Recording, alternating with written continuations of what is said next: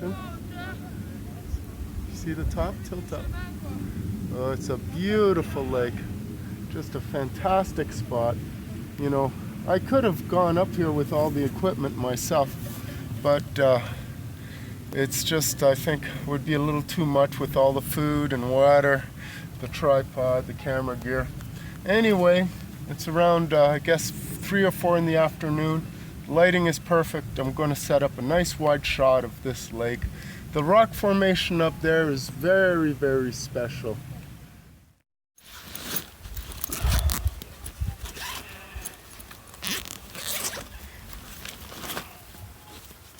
Okay, so all the gear survived the hike up.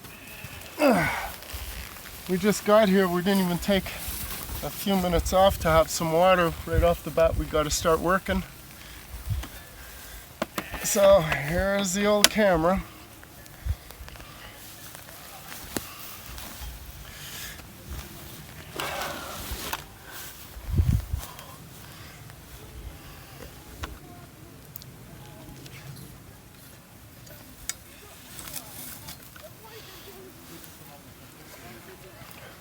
Okay, the proper way to dismantle one of these cameras.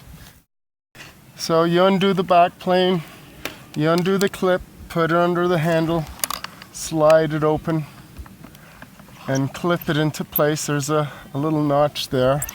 Then you have to slide the back plane back, unhook the pivots for the front plane, and slide the front plane to the back, so that these things, when you lift up, doesn't rub against your bellows. If you do that quite often, then your bellows will get worn out and ripped.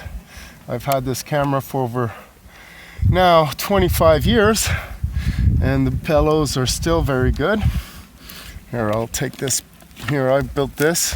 It's a backing, and I'll use the wide lens. Here's the clip for the lens. I open it up.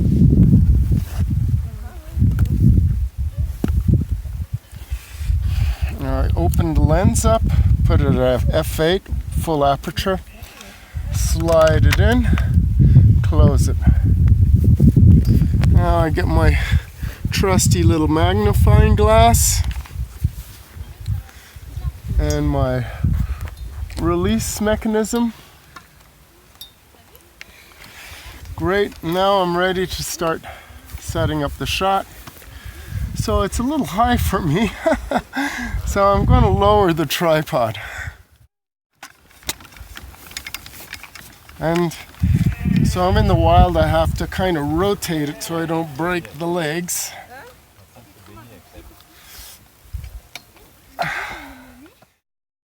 Now this composition is going to be horizontal. And right now the ground glass is in its vertical position. I will make it horizontal just by doing it like this. You can actually look inside the camera. This is what it looks like.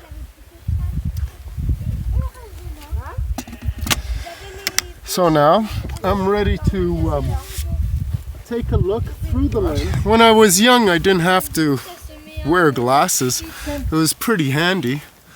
But now that I'm almost 60 years old, I need tons of glasses, and it's kind of a pain in the ass. But it's okay. Okay, so I've been waiting a long time to do this picture. I'll take my hat off. Now, whenever you take a picture, the most difficult part is focusing, and that's what I concentrate on the most when I look through the ground glass and I compose the image. I have one front plane I can focus and one back plane. And it's nice. I can actually fit in that high little hill up ahead of me. And I got my wide lens and I got the part of the lake, and it's just, the lighting is nice cross lighting, so there's good relief on the rocks. I'm very, very happy with what we're doing today. Now, with my finger here, I'm going to adjust the front plane, tilt the bottom a little bit towards me so I can have the bottom of the lake sharp, and at the same time the top of that little hill. And I adjust it so the plane is sharp all the way from the top to the bottom.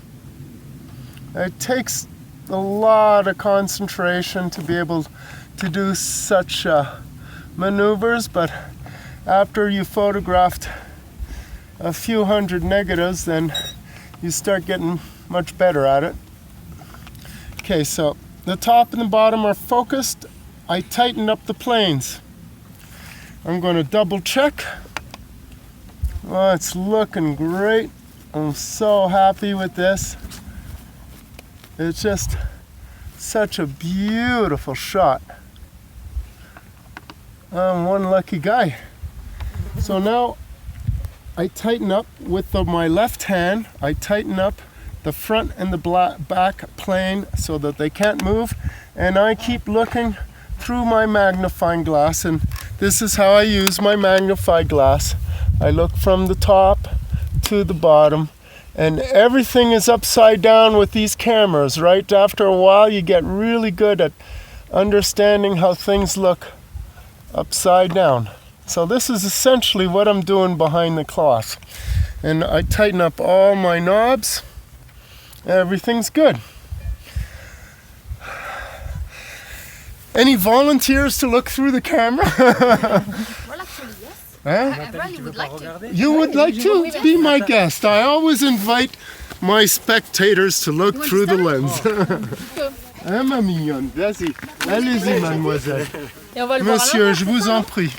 Si vous voulez regarder, allez-y. Oui, j'ai jamais fait ça. Voilà. Alors attendez, on va enlever ça. Mademoiselle. Allez-y. Ah ouais, c'est tout à l'envers. Tout à l'envers. Ouais. Mais c'est tout petit aussi. Comme ça qu'on fait des photos. I usually let the spectators look through the camera because it's quite unique. And now I'm going to double check all my focuses to make sure everything's in order. And everything looks totally groovy. I'm very, very happy.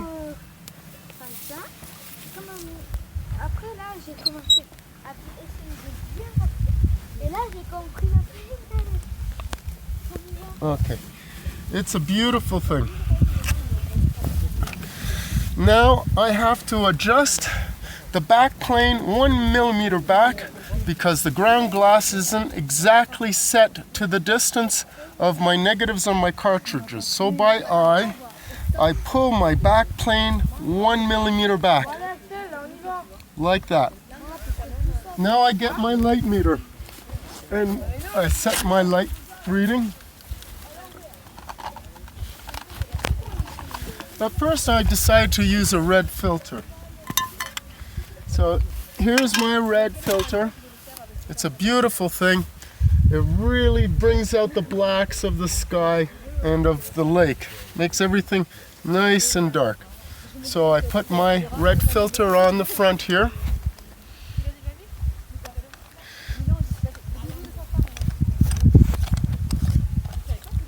Okay, the red filter exposure compensation is 2 2/3 stops.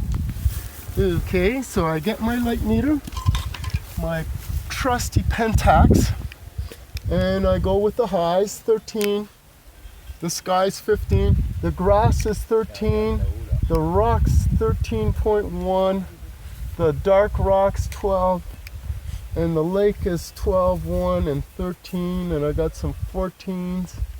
And so I'm going to put it around 13 2/3 EV with a 100 ASA film minus 2 2/3 stops gives it 16 ASA, which is, I'll do 1/4 of a second at f/22. So I set f/22 here, which gives me a good depth of field. There's hardly any wind, so I can go at 1/4 of a second. I close my lens, I arm the shutter, and I do a test. Okay, that's good. Now I get my film.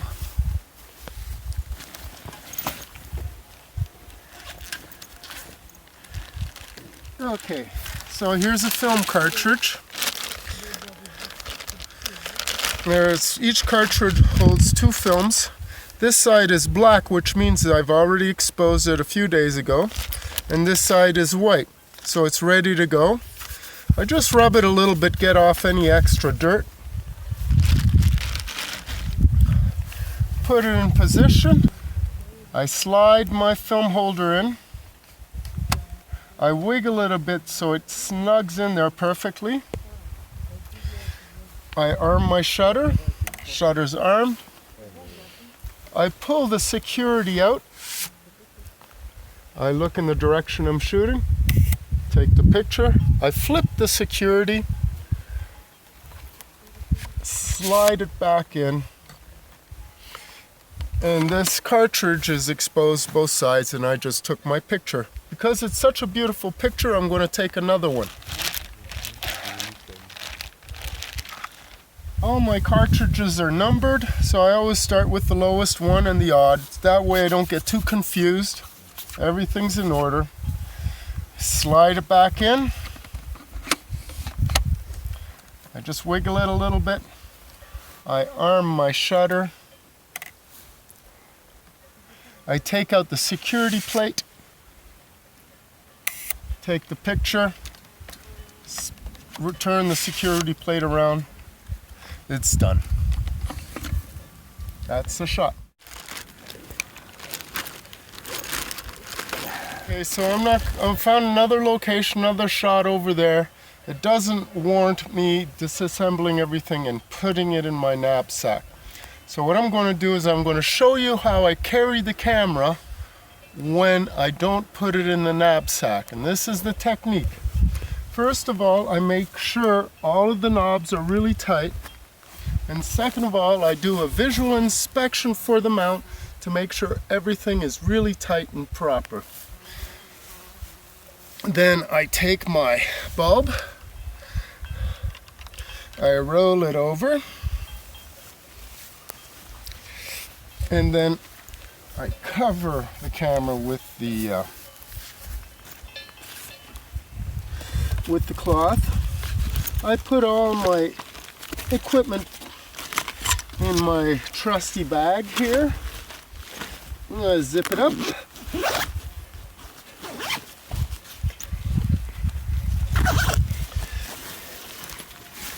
Take my knapsack, and my trusty assistant Nork will take the food bag and the ski poles. And now, generally, when I take my camera, I generally have the lens facing down, but everything is covered. And I just take my tripod, fold it, and put it on one shoulder like this. And away I go. Come on, Uma, follow me.